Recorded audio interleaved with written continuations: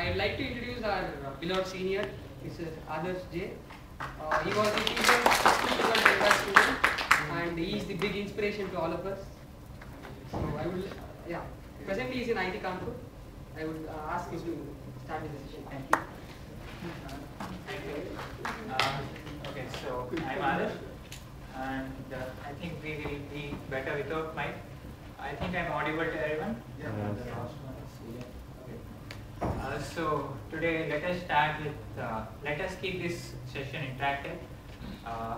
Basically this would be a basic intro kind of session, mainly aimed towards those who are not worked previously before with any open source software. And when I say hacking, it's not exactly the cracking kind of thing which you would, which most of you know because it's widely covered in media. This is kind of ethical hacking, and yeah, we will try to see what's the difference between a non-ethical hacking and an ethical hacking. Okay, yeah, that's it. So I want to know what exactly the code composition is. How many are you from first year? Majority of it is first year. And computer science first year, or is it computer science? And computer science seniors, second, third, fourth year computer science. So it's mostly computer science, and first year some other batch and few non-computer science.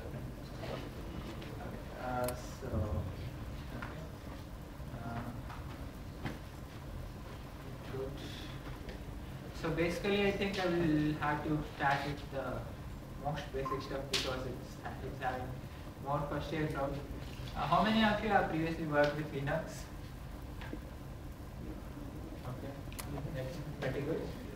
So yeah, the whole theme of this would be to motivate you people to work on Linux and contribute to the community. So let us start with a brief history. It may be a bit boring. Okay, we'll go through it fast. Sometime in 70s, there was a lot of monopoly over the whole market. So everybody was using this IBM systems, and they had only one operating system shipped along with the system, and it was Microsoft. At that time it was DOS and only SCO Unix. SCO Unix is not an open source, it's still a proprietary version. So if you are a university student and want to work on something, you basically don't have rights to reverse engineer what stuff is running on your hardware. So even though you have paid for your hardware, you don't know what's going to run on your hardware. So that was a major concern for a lot of people in universities. So what I thought was to come up with an operating system that would be available with source. So basically the thing is, somebody writes a program and puts it up, and everybody who wants to run on the machine will just compile it and start running on the machine. So to have a basic framework up and going, they wanted the core of the system, that's kernel. So basically a kernel is a entity which runs the interface between the user and the hardware. So this was a major part which was supposed to be written, and sometime in early 80s, Linus Torvalds wrote kernel, and it was made open source. At the same time, there was Richard Stallman writing his lot of utilities, C compilers, and a lot of other very useful utilities which would be very helpful once the kernel was completed. So all such stuff which was given by Richard Stallman was through Free Software Foundation, FSF, and it was collectively called as GNU set of utilities. So GNU stands, it's a recursive acronym, so it stands for GNU is not Unix. So basically it was the tools which were there in SCO Unix, they were replicated with source, and it was distributed freely. So everybody had a copy of this Linux kernel, and initially the one which was released was only 10,000 lines kernel. So basic functionalities was to schedule the tasks and resources, so such a way that a single user can utilize them. Later, till now there has been a lot of revisions going on onto the kernel, and currently it's in 2.6.32 version. So basically, lot of people have contributed code, and right now the kernel code is like somewhere around 10 million lines of code. So over the time, it has improved a lot. So the only reason for it to improve to such a level is the community. Basically, what happens is you will download the source code, you go through the source, and you see that yeah, something is missing. So maybe people would be, if I add this functionality, people would use it more, and it would be helpful for more people. So somebody writes in that code and commits it back to the source, and everybody gets an update saying, yeah, this fellow has committed this, which does these kind of functionalities. So more people will download it, and more people will again contribute back. So this is what open source philosophy is. Basically, you see the code, use the code, modify it, give it back to the community. So this is what this is how the whole open source community runs on.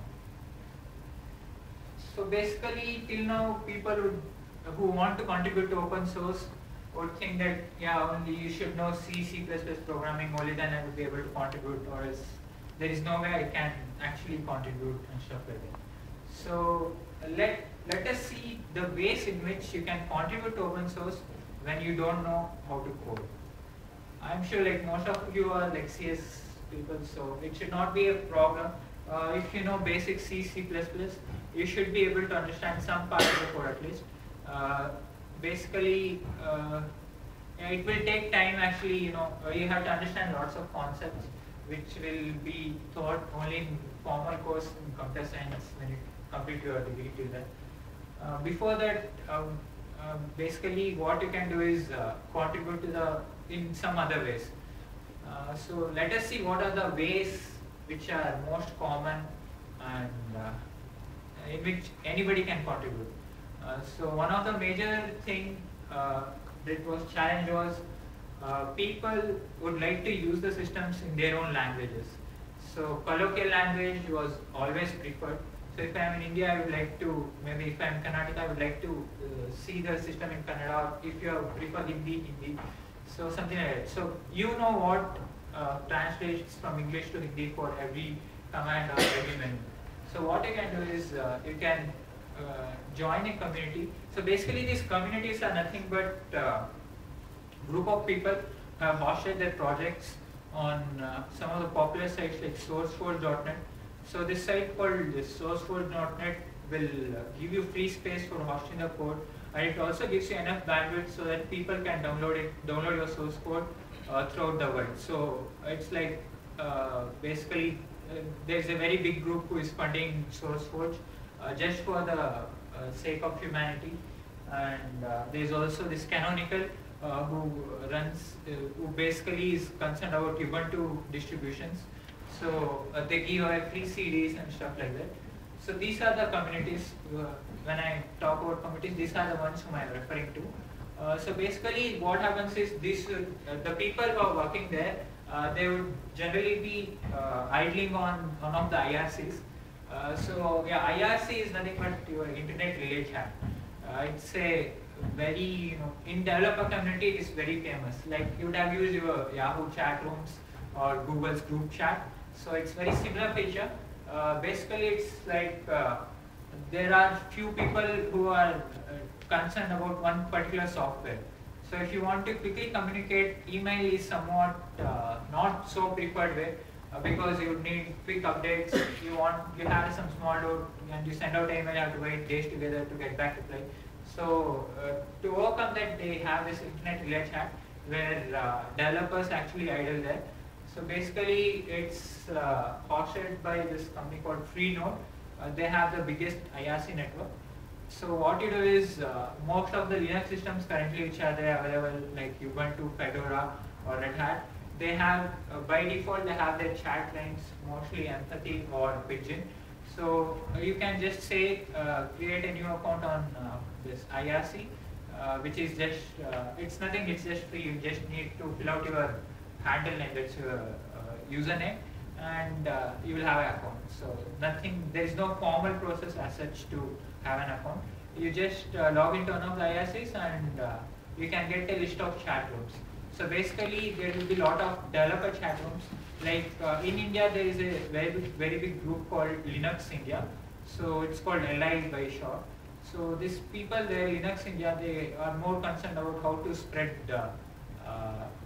Linux to common people. So what you can do is join that channel, and the people out there are really helpful in the sense that you ask any basic stuff like you are very new to Linux, right? So you don't know maybe probably how to open your Windows drive from your Linux. So you can just ask them, and the people there are really enthused enough to help you out. Things like it. So very basic questions also is it's not discouraged basically. You will be given enough support. So coming to contribution stuff. So what you can do is join one of these IRCs and say you want to translate some application. Say there is this email application called Evolution, which lets you download your emails and check it out offline. Basically all POP3 clients, it's a POP3 client which will download your email and store it for you. So if you want to say translate the application into Hindi, you will join this Evolution dev group on IRC and say you tell them that you are interested in translating such and such stuff. So they will give you a link where you can download the whole source, and once you have the source, you edit the things locally. So basically it would be there will be automated translated version. So you have to just make some corrections. So this is a way of contributing to the community. Basically it's like I-18N, it's internationalization of the software. They will have a separate folder for each message. There will be corresponding message in all other languages. So what you do is, in your language, you see whether the message is properly displayed. If not, you make enough edits and give it back, and you have to merge it back to the source. So there are some ways in which you have to do. So when I said you have to check out the source, you have to merge it back, there are a few commands for this. Again, you have to get in back with IRCs who will tell you what is the source control system which they are following. Source control system is nothing but say 100 people are working on same thing, you don't know who is doing what. So basically there will be a central repository. All the people will be taking one copy from that, they edit the things locally, and they give it back. So when they give it back, the guy, the center guy, has to see that there is no conflicts between the edits done by one person and another person. So there will be a committer. Committer is basically the guy who would commit the changes. There are various very famous source control systems like SVN, it's subversioning, and CVS, concurrent versioning systems, and GIT. So these are various tools. I think not many would be so familiar with it. But when you are working with a big group, these are some things that you have to get in touch with. Okay. Okay. Has anyone ever wanted to contribute to open source? If you have any experience, maybe you can share, or you can tell me your problem. Maybe you can clear it out or something. Has anyone tried before? No. Okay. Okay. It's you can take this as a starting point. Maybe you can say work on Ubuntu is a very famous operating system. I think we have Andromeda. Okay, Andromeda is a operating system which is based on Ubuntu, so we have some customizations on it, and you can actually contribute in a way to change the things to your local language and give it back to community. There is, for Ubuntu, there is this site ubuntuforms.org. This has a lot of active participation. It's basically post your question and there will be 10 people ready to answer you in a most helpful way. You can actually get the things done. And apart from that, there are other ways in which you can contribute. For example, if you're an artist, you can actually contribute to the UI and the icons of the applications. Basically, the people who are doing this are just doing it for fun, or just for helping others. So there is nobody actually gaining benefit out of it. So what you can do is, you can, if you are a very good artist, you can create various logos or various UI elements.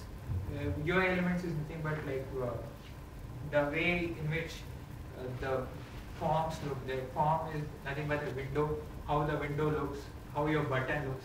So you can actually contribute your artistic styles to the groups, and it can itself be a good contribution. Or if you are good at, say, photography, you can submit it as a wallpaper to the with an open source license, so that anybody who likes your thing can use it as their desktop background or something like that. So there is also this community called GNOME Look, who are creating these free themes for your Ubuntu or any GNOME-based systems. So you can actually give your complete package as such, the color themes and including your sounds and wallpapers. You can pack them up in a single zip file and send it to them, and they will make sure that it's advertised on their website and people actually download it for free. Okay, this is the basic stuff about open source, how you can contribute to an open source, and the ways other than coding you can contribute. If you are good at coding, I would recommend actually going through the code and submitting some patches. So basically, the guys who do the code would be similar university students from some foreign university. So they would be actually learning at this parallel coding. So it's very common that there will be lots of bugs. You may not check for some condition and you would assume that something is true and you go ahead with the stuff. And when you actually say you're signing it up, so yeah, I think you did, right? Since HANA. So yeah, Anil had done a similar thing where during installation there was a simple thing like the next was in the wrong place and the previous was coming in a wrong place. So these kinds of mistakes happen regularly. So what you can do is you just it would be very small changes which you would have to make, and it gives back to when you give back to community, it affects them in a large way. The smallest change which you make may actually help them help other people a lot. Instead of by mistake it would actually maybe format your computer or something like that. So if you know that here this fellow is assuming that this thing was not supposed to be there. Suppose there was only a single drive, you are not supposed to format, and this fellow is assuming that it's always a multiple drive system and he's formatting one of the drives. Maybe it's a very big situation for somebody who has only a single drive. So you can actually, when you go through the code, you would understand it, and you can actually implement such stuff. This will be some small coding stuff, and it helps community as such in a large way. And apart from that, okay, yeah, I think it's pretty boring unless I show you something.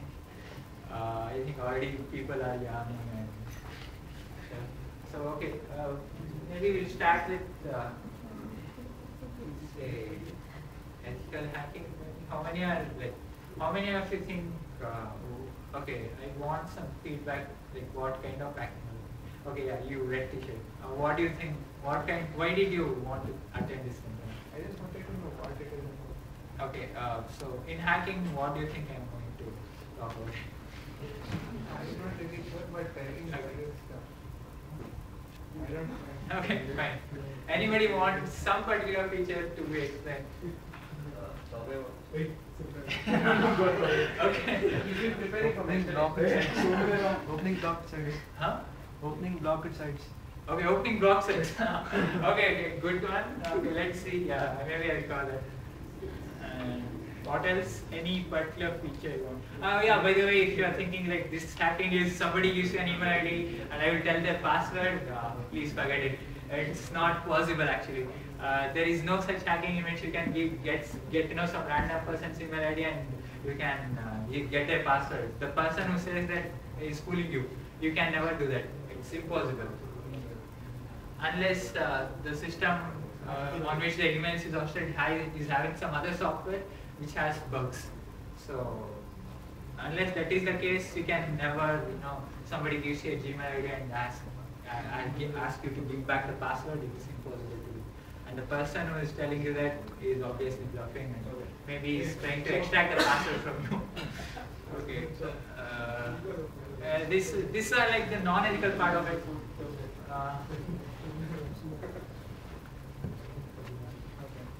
So when I say ethical hacking, basically what I mean is coding or making the things work in a short time from the existing components. Okay, so basically you want to know some information. Say, okay, I think I will take one of my examples. Okay, in one of the, by the way, lot of companies conduct this hack days, intra-company as well as for the public.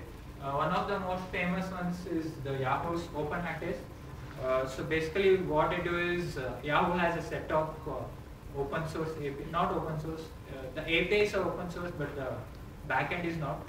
So basically they give you a description of their lot of functions which you can use, from which you can get lot of information, and you can write some small application on the server side to connect these various disconnected components and come out with a meaningful information. So okay, one of the things which we did was a search engine. So basically it was a colloquial search engine. So what you can do is search in Hindi, or which is generally not available in most of the web pages. So there are, like Google is there, Google Translate, which will translate English to Hindi, and there are sites like Guruji.com which has Hindi interface where you can type the Hindi words and get some search results. Even Google offers that given a Hindi term, it would give you back the page. And again, if the page is in English, you can, there is this Google Translate service which should, given a URL, it could completely convert it to a known language. So you have these various disconnected components.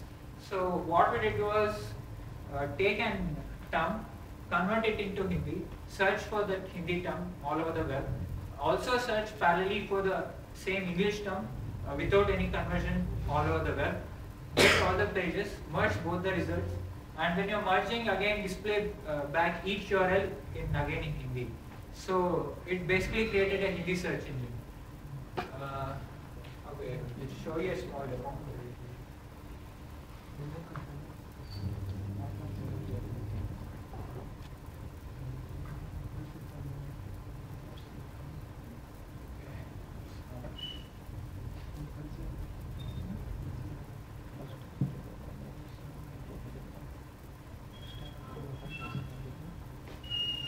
Okay, the event was called HackU because it was for Hack University. So Yahoo goes to most of the popular universities around the world and conducts this hack days only within the university. In Bangalore, it was in IISc. Okay, this is a sample application. So what it does is it has just a box, a Hindi, complete thing, the letters in Hindi, and one button for searching. So what we did was this. You basically enter whatever you want either in English, or you can actually click around the buttons to get the characters. So say I search for India. So I actually typed India. It's not properly visible. Okay. So yeah, actually I typed in English, so it came back in Hindi. So see, I type in English. Okay, Indian. So what it does is it converts it into Indian and puts it back there. So instead of some English word, you can actually, I directly search for some Hindi words. Okay, somebody has some data which you want to search for. Give me any word. Come on.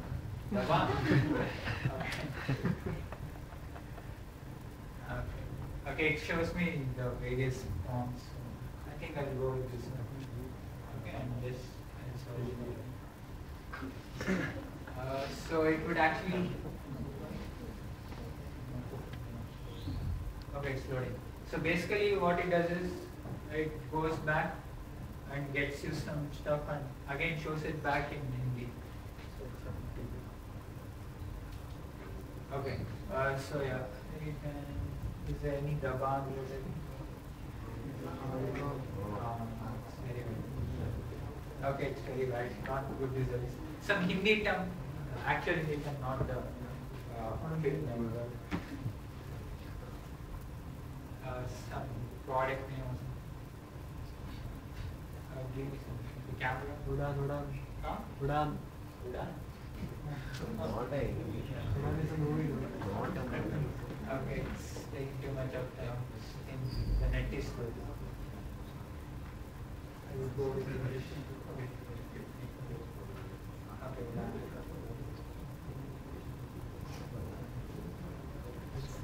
No, this is better. So I think Udan would also mean flying in English. So this should be an equivalent for flying words. Okay, so actually we are sending it back to Google Translate and again showing it in English. So this is what I mean by ethical hacking. Basically you would have different disconnected components. You make the things work, put the things together and finally give a product which will give you some meaning. Okay.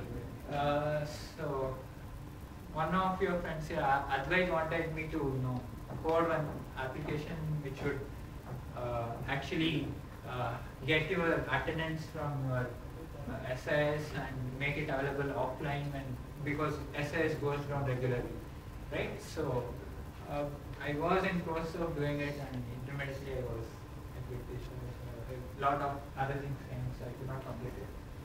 Okay, we have the Wikipedia page, and I don't know which Wikipedia page it is. I'm going to see that working in visual.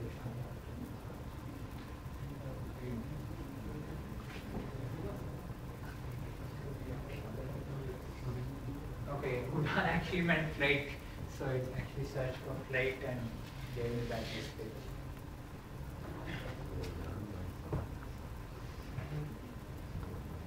Okay, okay. Before that, maybe people are interested in non-ethical hacking as well. So let us see the ways in which you should actually not hack the things. But yeah, it's good to know that you can hack these things better. Okay, there is something called as GHDB. So GHDB is nothing but Google Hackers Database. What it does is a very simple thing. Okay. This guy Johnny, where is Johnny? Johnny, okay, Hackers for Charity. Later. Okay, so basically a very simple form of hacking. It's like the information is available out there. You don't know that you have exposed some critical information which is supposed to be kept secret, but it is out there on the net. You don't know that it is publicly available. But Google does not. Google search engines, what they do is they just leave this automated bots which should just take any link, go to that page, search all the links, going again to those pages, index the main terms, and keep it in their database. So basically, you have one single point of incoming link to your page. That page would eventually sometime be indexed by Google, right? So there are these pages, some pages in which people would have put up usernames and passwords. The thing is like, okay, let me take some real example. Okay, yeah, there is this software known as keyloggers. So basically a keylogger is a software which should make a log of every keystroke that you make on the keyboard.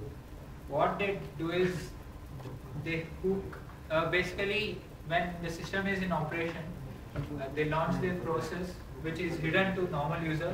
That means there is no visual window which is there, but that process is running in the background, and actually it would be your keyboard is directly connected to that process, and that process in turn would forward the keystrokes to the operating system, right? So what the guys do is when the keyboards, you press some keys on the keyboard, the fellow is there, intermediate fellow, he would keep a copy of the keystroke and forward it to the operating system. So from user's perspective, you don't know that there is a man in the middle who is taking a note of everything which you are doing. For you it's very transparent. You put something in, it appears on the window, so you are not bothered, So once this fellow gets this keystrokes, whatever you type, basically all your usernames, passwords, the websites you browse, the names you enter on the computer, all those things, this fellow logs them and sends it away to a predefined place which hacker would have set when he would have given you this program. Okay, so when this information comes up, there is one very popular keylogger known as BPK. So I don't exactly remember the full form of this. So this keylogger BPK, there is an option for uploading the logs onto a FTP page. Through FTP, it will upload to one of the pages. So it so happens that some guy somewhere in California, he has put this keylogger in his office, and they actually run a big enterprise, and he was doing it for some monitoring purposes, but unknowingly people who are the employees there, they would obviously enter their username passwords, and even those things gets logged, and the log actually went to one of his backup sites, and incidentally that particular page was also indexed in his home page. So it so happens that Google comes there, Google search bot is there, it is getting the links, it got even the link in which the logs were uploaded, and it just made an index of all the logs. So there is also this special feature in this BPK. Whenever it captures a password, it would have in capitals password captured. Okay, so it would write that in big terms within a square brackets. This is a very unique feature of this particular software, BPK. So what you can do is, in Google you search for that particular term, password captured. Okay, so the BPK page turns up. So basically it's just available on the net. You are just using a Google, you are googling for some particular string, and you are getting the password. You cannot launch an specific attack, but once you know somebody's password, you can do lots of stuff. So it's a non-ethical way, so let us not speak about it, what we can do. So that this is called as Google hacking. You use Google to hack something. Okay, so that's an unethical thing to do. So this guy, there is this guy named Johnny. This fellow made a note of such unique search terms, which when searched on Google would give you some privileged information which otherwise is supposed to be kept secret. Okay, so he has maintained a very big database out of it, so that further the system admins don't do such stupid stuff on putting up things on their websites. So basically it's very good for every system administrator to go through what search terms are there in this database and make his particular site secure from those hacking things. Okay, the net here is actually too slow. So this fellow named Johnny is actually made it for Hackers for Charity, and this is the guy I'm talking about, Johnny. So where do we have it? Yeah, so he has actually categorized them into a very well-known thing. So yeah, even by the way, error messages can be a source for you to get the passwords. What happens is sometimes, generally the web servers are in this way. You will have a front-end server. Say this is your web page. Okay, so if this web page resides on one of the servers, okay, this server is in turn connected to a DB server. So this DB actually has plain text passwords stored in its tables. And what happens is intermittently, say this link goes down.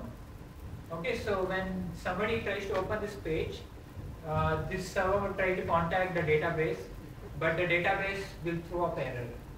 So generally what happens is you would have given a username and password to connect, and the database will come back saying, sorry, I cannot let you in. The user by this name with this password cannot log in. So what happens is that error message, the user with this name and with this password, the password is actually kept in plain text. So the error message would eventually give you a username and password. And when again this link gets restored, it would be normally functioning. But during that time, when the link to the database was down, the users who would have come to that site would have known the username and password. They can actually later use this username and password and directly connect to this DB and do lots of stuff.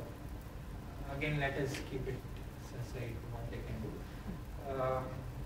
So yeah, even error messages as such are such big candidates for giving out the username and password.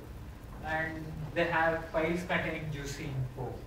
So it's basically there are people like administrators who would actually put Excel files containing usernames and passwords of their site in some place. So such administrators are called as docs, Google Docs. So basically they don't know how to manage information and they just publicly make the files available and later they will depend for it. So the files containing juicy info is some search terms from which you can get files of that kind. And yeah, files containing passwords, some people are there who would want to back up their passwords so that they don't forget, so they put it on their web pages. So yeah, there are even people like that who do this. You need to be careful. There will be always stupid people who do stupid stuff, so you can just go ahead and try your luck. Okay? And there are some places or some services on the internet which should actually authenticate you as it should do normally. So say you have some say database entry to be done. So before anybody is given an access to this DB entry, it would actually ask them their username password. And if it actually matches, it will redirect them to a different page. Okay? So where is the problem? The problem comes when the user, actual authenticated user, has logged into the system and he is in the database entry page. So what he can do, he can just take that data entry page's URL and give it to his friend. His friend can directly come in there without actually giving the username and password. There are these are kind of very common mistakes that happen by web designers who do not check for proper authorization or authentication before allowing the user to use the resources. So these are kind of design flaws which the unethical people can use to get through it. Okay, so these are other stuff. So this is what they mean by the sensitive directives, which you can go through directly without actually bypassing the stuff. And various online areas. By the way, you should know that most of the US and UK they have remotely monitored this IP cameras which stream the live video all over the world. There are a lot of hotels and stuff like that who want to monitor their stuff, and that's why they want to monitor what's happening in their premises from somewhere outside, and they will actually hire a public URL for that, and anybody who has access to that public URL can actually see what's happening there. And there are various use cases in which such kind of information is useful. Something like that, yeah. Okay, let us see some such device maybe. And other thing is, basically whenever somebody finds out that particular software has a loophole, the first thing they do is, if he's an ethical person, he would actually contact the developers of that particular program and inform them that this particular software has such a flaw and this is pretty serious issue, so I have to fix it. And he would actually wait for a few days before making this information public. Because what happens is, if he makes this information public, it is known as 0 day. So basically, when somebody makes a loophole public, there will be hundreds of non-ethical people or hackers, black hat hackers, who would be looking out for such 0 day loopholes, and they would launch an attack in a very large coordinated way. So basically those are called as 0 days. So ethical people generally what they do is wait for developer to fix a patch and he distributes the patch everywhere, and then the fellow who has discovered this loophole would actually publicize that this software had such and such loophole and publish it on some website. So there are actually sites which track these kinds of bugs. So it's called as Bugtrack. And one of the most famous sites which actually archives all such bugs is Security Focus. So this site securityfocus.com, so they actually maintain log of all such bugs and also the patches and workarounds for them. Okay, that's about it. Okay, let us now maybe see. Okay, you can see that some particular IP cameras manufactured by a particular manufacturer will have some names, like this Panasonic network cameras have this name, Panasonic network cameras, everywhere on their web pages. So what you can do is just search for this name, and if there is any direct link for the IP cameras, you would actually get them. Okay, so let us try. I don't know if it will work well with such a speed here.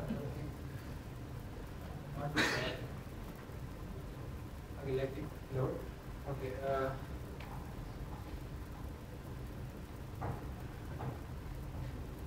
Okay, tell me what to do. What to do in Google search for that particular time.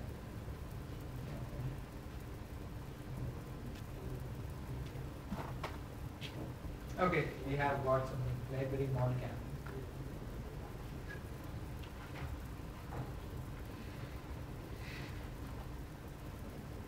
So basically, some library or something you will be able to see more probably if it is not authenticating. Okay, yeah. These are the kind of things. Yeah. Can you help us regarding our attendance in the Oh yeah, I thought of doing it now. It's like,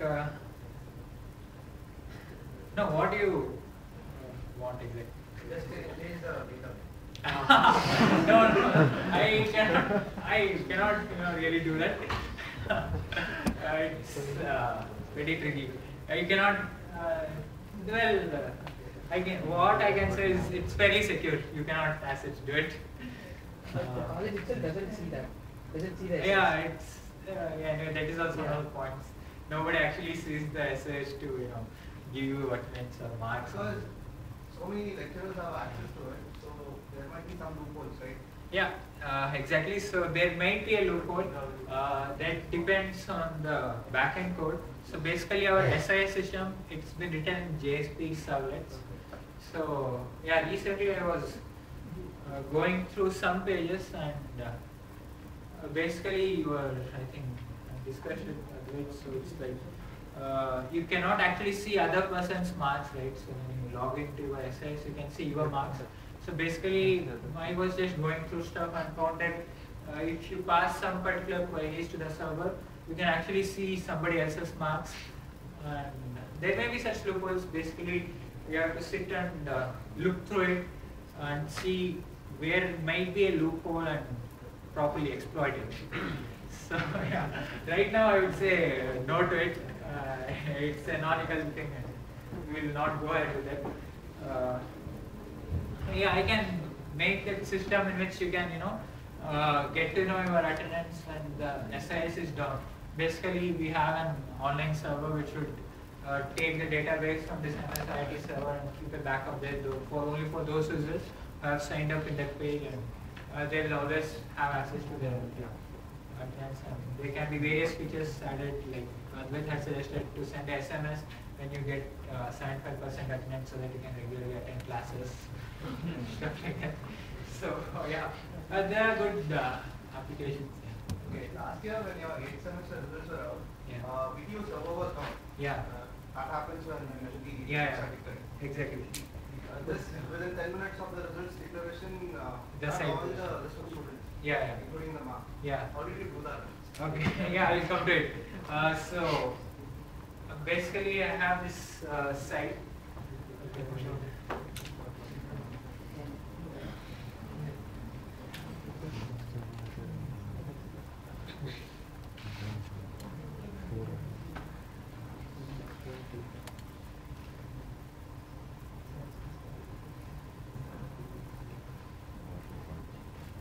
Okay, so basically the question asked was when VTU results are announced, within few minutes, like within first 15 minutes, the server is bound to go down.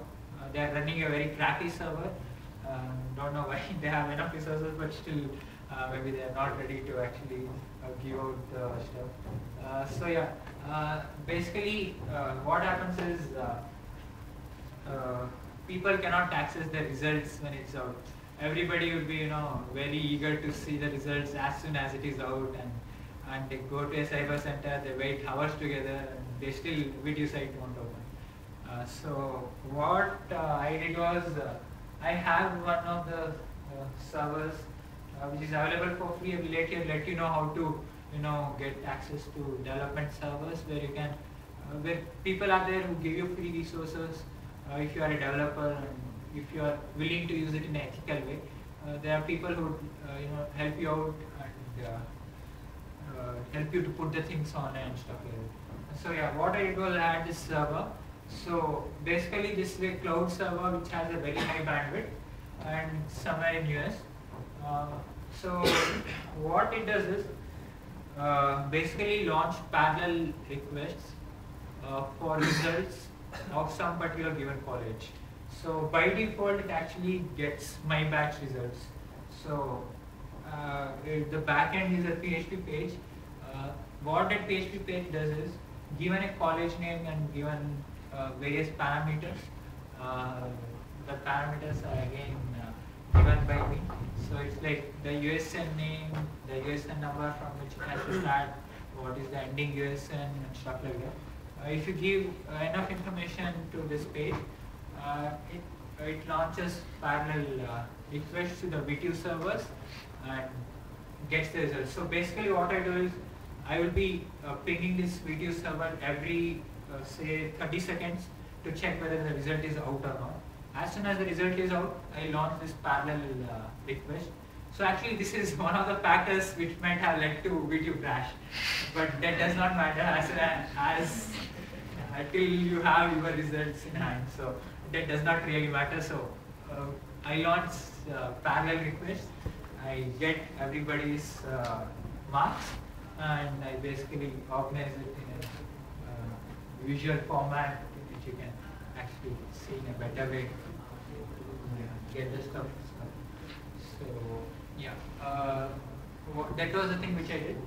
I wrote a script which would post automated URLs which contains different university seat numbers and get the result page and extract only parts of the page, the name, the USN, various marks, subject headings, and calculate some basic things like average and stuff. And basically, later once I get the results, I would actually store them in my local disk so that every time, next time somebody asks for the page, I need not go to VTU server to fetch the information again. So basically, what this was doing was that somebody, any single person from a particular college sees his result, I would actually get the result of everybody in that college. So next time when somebody else from that college access results from this particular site, I would give back it faster because this is a cloud server and it can scale up to any number of users. So basically this does not have that much of downtime as we do crappy server. So yeah, that's what I did. Maybe okay, before this what I was doing was whenever the results were out, I did not have a server when I was in third semester, yeah. So I did not have a server back then. So what I used to do was I wrote a batch script in DOS which would basically get everybody's thing and store the HTML files as it is. Maybe we will go through a small code so that this is a very generic stuff. So once you know how to get the pages automatically, you can do lots of stuff. You can make remote login pages, or maybe one of the things would be to browse the blog sites and stuff like that. We will see maybe in another few minutes. Okay.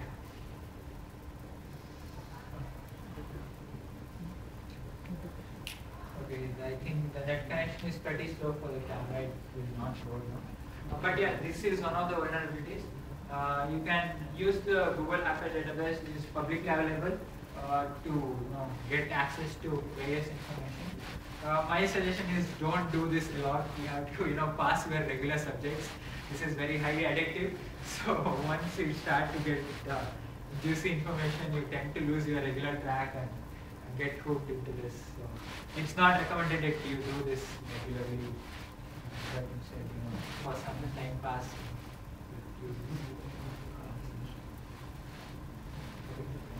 Next one is this is Google Apache database is one of the non-ethical way. So basically, when you design some software or create a web page or something, you go through the things here so that you won't be a victim for such an Google Apache attack, right? So next one we would like to see is SQL injection. Okay, so I think people would have heard about this fancy term SQL injection. Everybody now and then talks about this injection and people getting hacked because of this. And recently, Seabase web page went down because some Pakistani hackers hacked into it. So all these things happen because of this SQL injection. So what exactly is this SQL injection? Let us deeply see that. So basically, when somebody writes a page, okay, so let me show.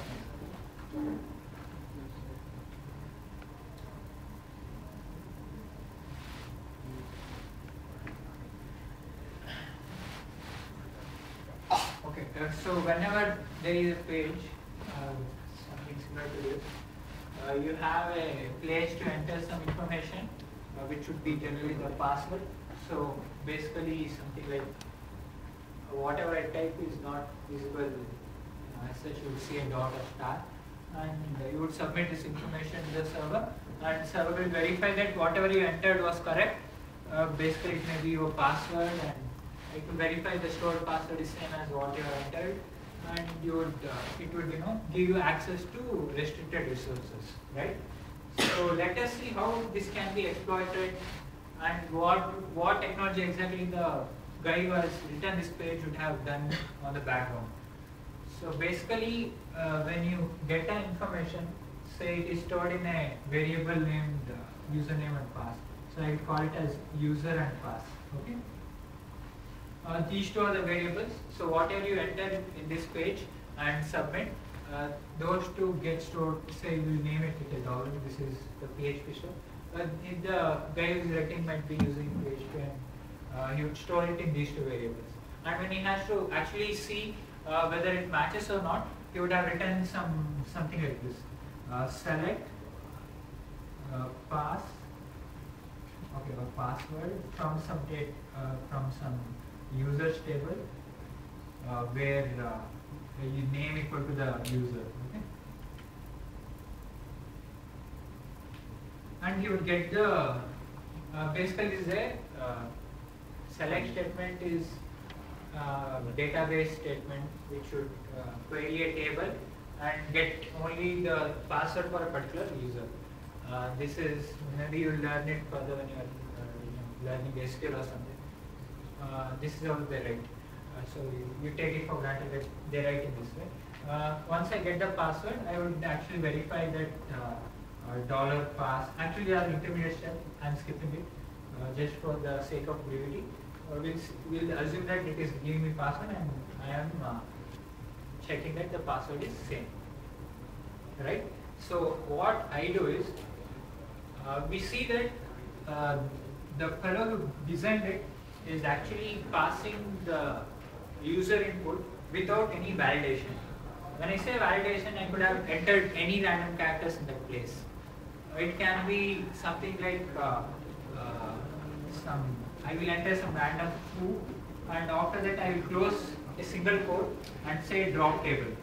So the guy who is checking this query, he would actually execute the query which would drop this table, right? So unless you are validating what the user has given input, what the application is expecting and what the user has entered should match. For example, if you are entering a username, that should not contain prohibited characters like say quote, star, or semicolon, stuff like this. So you have to validate the user's input. You have to always, when you are designing an application, you have to be security paranoid. That is, you have to treat user to be the most evil person you ever know. He can do anything to crack your application. So you have to always think it in that way and design your applications. Okay, so basically whatever the user has given, treat it as something which is not trustable. Okay, so this is what SQL injection is. So CBI website, the guy who had designed CBI website had done something similar. So what these hackers do is just close one more quote in say username or whatever search term and writes his own SQL statement saying insert into table some values hacked by Pakistani Zindabad something, and next time he just presses a button, that thing would actually turn up on the main page. Right? So this is what is SQL injection. When you don't actually validate what the user has entered, you would end up in a situation like that. So yeah, okay, yeah, this is SQL injection. This is not, by the way, this is not the problem of this web server. This is the problem with the SQL actually. Or maybe you can say it's programmer's fault. He had to actually sanitize the user input before passing on to the DB server, because the DB server is made efficient only for handling large data. It has nothing to do with what is the given query. You tell it some command, it is going to execute and give you back the result. Whatever that command may be. If you say do suicide, it will do suicide and come back. So it's like that. So you have to be careful when you are giving the command, right? So basically you have to be paranoid when you are designing such things. Okay. Okay. Yeah. By the way, this page is one more interesting stuff. So I think most of you would actually not be aware of it. You can send emails, from anybody to anybody. When I say anybody to anybody, it's a protocol error. Basically, what the email protocol says is, email protocol is SMTP. It's Simple Mail Transfer Protocol. The name actually is lame. It's simple, very simple. So it actually does not authenticate who is sending. It would instead just send the email. So actually I created a page for that so that it's easy for me to access.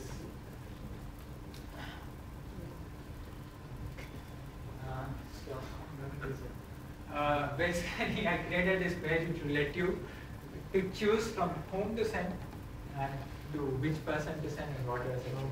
So you can, this can be used in, this is unethical. This I did only for testing that this is a proof of concept that yeah, this can be done, but it should not be done. So yeah, it's good to know that it can be done so that in future you get a mail from saying principal at MSRT saying you are restricted from the college. You see that it's sent by your friend. You don't at a college.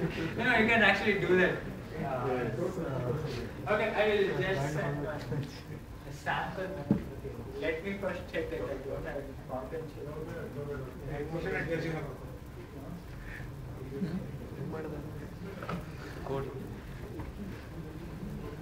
Okay, just give me a second.